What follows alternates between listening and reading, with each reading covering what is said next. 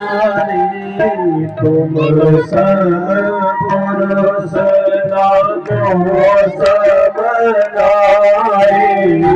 यह संयोग विधि रचा विचारी यह संयोग रचि विधि विचारी। सुप्रणखा भगवान से कह रही है श्री राम जी से कि इस जगत में तुम जैसा सुंदर कोई पुरुष नहीं और मेरी जैसी कोई नारी नहीं। बोले जो यह संयोग अभी बना, ये संयोग जरूर विधि ने, विधाता ब्रह्मा जी ने बहुत सोच समझ करके, बहुत गणित करके बनाया होगा। कहने सुपना का आगे क्या कह रही है कि बोले ताते अब तक रह कुंवारी। बोले अब तक मुझे तुम जैसा कोई सुंदर पुरुष मिला नहीं कि जिसका मैं वर्ण कर सकूं। बोले इसलिए मैं अभी तक कुंवारी हूं। अब कह रही कि तुम देखिए कुछ मन मानी। बोले वैसे तो मुझे आप ज्यादा सुंदर भी नहीं लग रहे हो। बोले इतने सुंदर भी आप नहीं हो कि मैं आपको अपने पति के रूप में स्वीकार कर सकूं। पर बोले जब कोई मिल नहीं रहा है तो चल जाएगा। क्या कह रही भगवान को कि चल जाएगा। लेकिन महाराज भगवान ने अपनी आंखें बंद कर दी और सुपनका से कह रहे हैं भगवान सीता है चिता है कहीं प्रभु पाता। सीता है चिता है कहीं प्रभु पाता। अस कुमार मोर लघु भ्राता। अस कुमार मोर लघु भ्राता। महाराज भगवान ने सुपनखा की ओर एक बार भी नहीं देखा। देख रहे हैं सीता जी की ओर और इशारा कर रहे हैं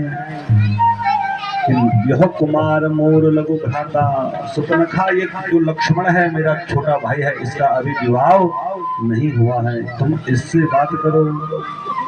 क्योंकि महाराज भगवान तो सर्वज्ञ हैं, वो सब जानते हैं कि किसके मन में क्या है, किसने कैसा वेश बना रखा है।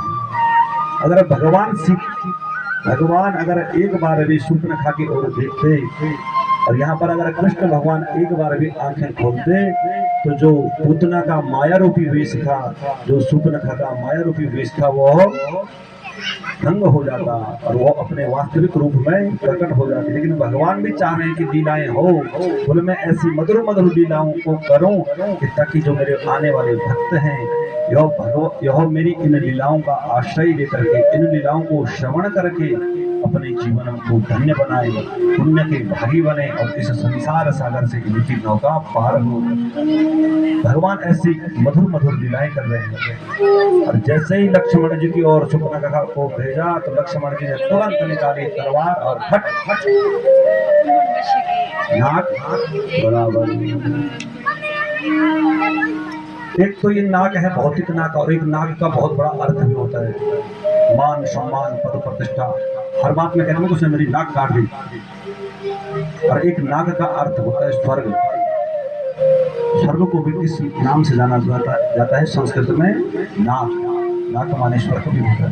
इसलिए लोग अपनी पद प्रतिष्ठा को नाक से जोड़कर कहते हैं कि उसने मेरी नाक काट दी।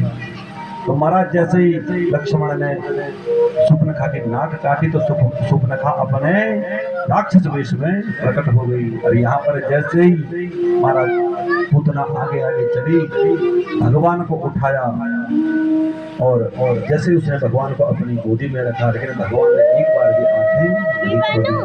पूतना ने अपना पयोधर भगवान के मुंह में लगाया। जैसे ही महाराज भगवान ने वो कालकूट विष तो पिया, उस विष के साथ साथ ही पूतना के प्राणों को पीने लगे। गाढ़ं कराभ्यां भगवान प्रपीडत प्राणै समं रोष समन्वितो पिबा। अब महाराज जैसे पूतना के प्राण खींचने लगी, पूतना चिल्लाई सा मुंच मुंच मुंच मुंचाल इति प्रभाषणी निष्पीड्यमाना खिलजीवर्मणि। हे बालक मुझे छोड़, हे बालक मुझे छोड़। महाराज बहुत तड़पने लगी, भगवान को अपने गोदी से नीचे गिराने के लिए बहुत प्रयत्न करती है, लेकिन भगवान जिसको पकड़ लेते हैं तो उसको फिर छोड़ते नहीं है। और महाराज जब पूतना को भयंकर दर्द हुआ, बहुत पीड़ा हुई, तो वह तुरंत अपने राक्षसी रूप में प्रकट हो गई।